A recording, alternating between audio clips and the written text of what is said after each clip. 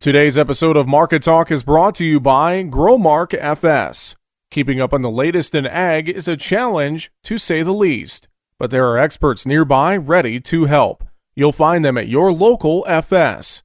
You can trust them to bring you customized agronomic, grain, and energy solutions born of the latest thinking. That's because FS specialists receive continuous training that keeps them current on the latest trends, practices, and technologies.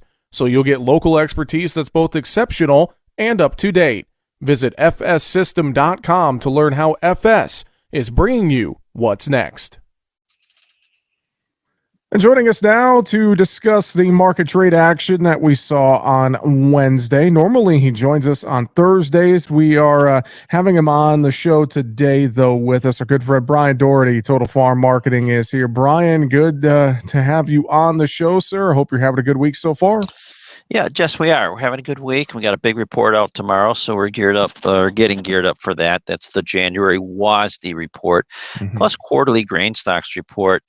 So there's a lot of numbers out when you think about it. So you're going to get a normal supply and demand report, quarterly stocks, and then you're going to get a good look at if there's any changes on the world numbers.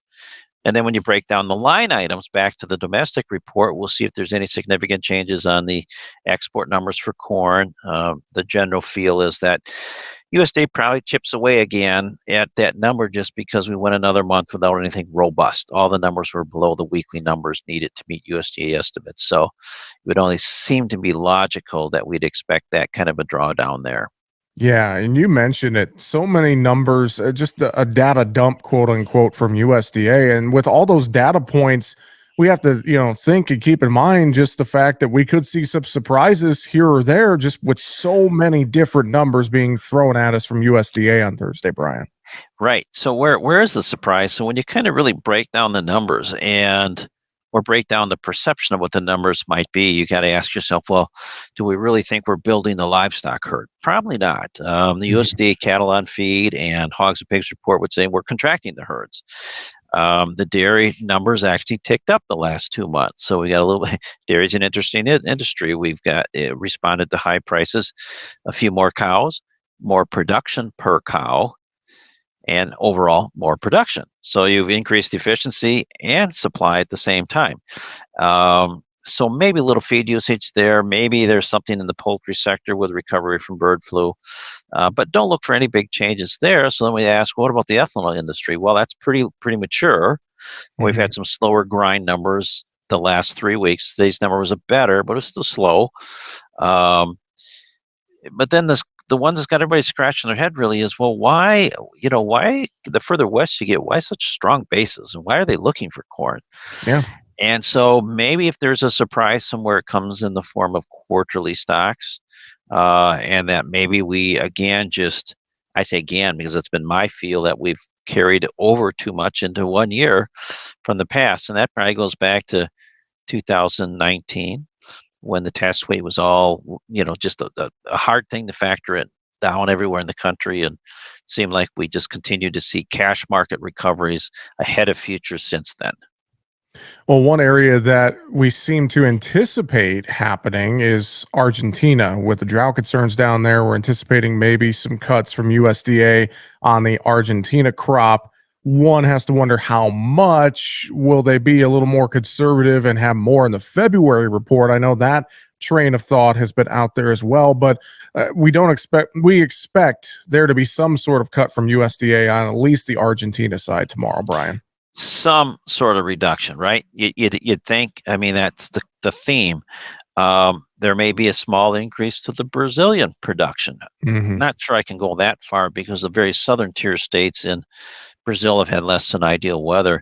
But yeah, that's where a focus after this report will be. It's just, what does it look like in South America? Because that's sort of the linchpin between the world needing sort of the ration supply, or, hey, it looks like we're going to get some increases, and that, Argentina's a problem, but Brazil's going to have this bump up that'll kind of smooth that over and take care of it. And that's probably why your corn market has been somewhat tepid, is that you've got December corn trading today, closing no change, 589 and a quarter.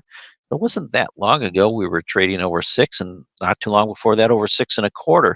So we're kind of on this slippery slope with the anticipation that I think world supplies, given production of the southern hemisphere, keeps the world supplies, keeps the marketplace just enough, or just the time inventories, which is reflected in slow exports. So Mhm.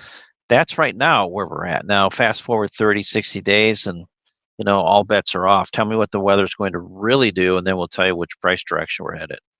Well, looking at all the numbers coming up on Thursday, a fairly positive money flow day in grains on Wednesday ahead of the report.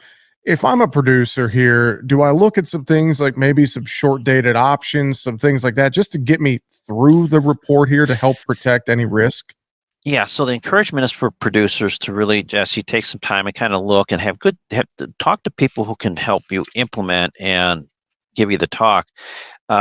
So you mentioned the word short dated. Not everybody knows what that is because it's relatively new, but it's options based on December corn futures. So it's the new crop, but you're buying a shorter time window. So good tool if you've said, hey, I just kind of want to get through the report or the next month. You don't have to go out to December and spend a lot of money on time value. So short dated puts can establish a floor, and then the traditional options in corn or soybeans, as an example, are the let's say March options, but there's what they call serial months. So there is a February option. That's a serial month right now.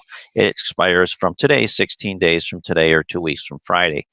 So those are good tools if you're holding a lot of inventory and said, I really don't want to face a limit down move tomorrow or some big sell off and the funds dump and they find more corn and all that stuff. That would be a good approach to take into a report. And if you said, hey, I really need probably another, 60 days or more, then spend a little bit more, but get yourself out to, let's say, March options. They have 43 days, but probably take you out to May. You get 99 days, you get a lot of time there. Brian, how about that livestock trade we saw on Wednesday? Not as good of a money flow day there. We were down moderately overall. I know these markets, it's been an interesting couple of weeks in both cattle and hogs. Any thoughts in the livestock trade anymore ahead of the reports coming up on Thursday? Well, so the reports coming up Thursday are really, tied into the grains and then into, of course, feed. Hmm. So um, I don't think there's much impact today. So I think where the bigger impact is on feed supply, feed usage, is what happens in South America. Um, the issue you're having in the western regions of the Corn Belt is it's still difficult to source corn, big basis levels, Yep.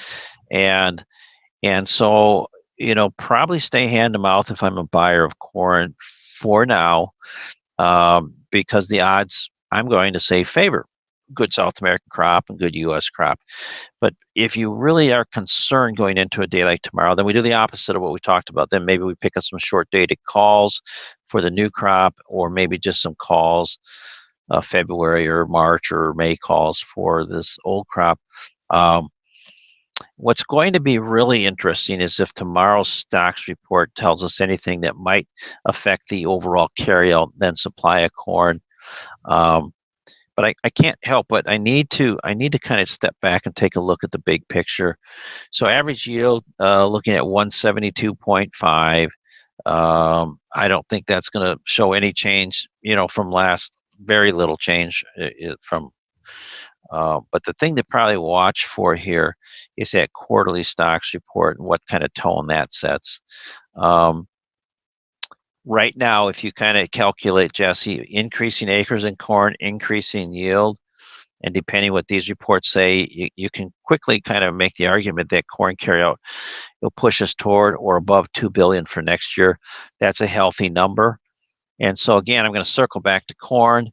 If I'm a corn producer, recognize that March corn trading at 656 isn't as good as it was a week and a half ago, and it Hmm. isn't as good as it was in October when we're punching the $7 envelope. But if we compare it to where prices were a year ago, we're about 90 cents higher than on that particular contract than we were a year ago. So something to chew on there. Definitely. Well, Bryan, always appreciate some time and thoughts and perspective into the markets. And I know if folks want to reach out to you there at Total Farm Marketing and get a little advice as well, and talk to someone who can walk them through all the different things they have in front of them in the toolbox, what's the best way to reach you, Bryan? Best way I still argue is the old-fashioned phone call. Hopefully, you don't still have the rotary dial, but give us a call, 800-334-9779. I'm sure a lot of your viewers will kind of chuckle at that. Remember the one phone in the house with the big cord? Mhm. Yeah. So phone call is probably easiest, and then if I could argue the next probably is just send me an email, Bryan with a Y, Bryn at totalfarmmarketing.com, and I'll make sure to respond. And then lastly, we're looking at just going to our website. There are lots of resources there, and you can click through and send me a message that way if you desire. And that website is totalfarmmarketing.com. And I remember that rotary phone in my house as well, Bryan. I made a few calls on there, collect calls to relatives that I probably shouldn't have when I was a little kid. Yeah, Yeah. it's funny. Times have changed. I just heard something on the television the other day that at one point, I think I want to probably screw this up, 400 or 500,000 operators. And Wow. now there's very few, and those are being phased out. So, Yeah, that yeah, makes sense. calling the old operator, call zero, and yeah. Dial zero for help. Well, hopefully, folks give you a call if they need a little help with their grain and livestock marketing advice. With that, Bryan Doherty, Total Farm Marketing, always a pleasure, sir. Have a great week. We'll talk to you again next week. Okay, thank you, Jesse. Have a great day.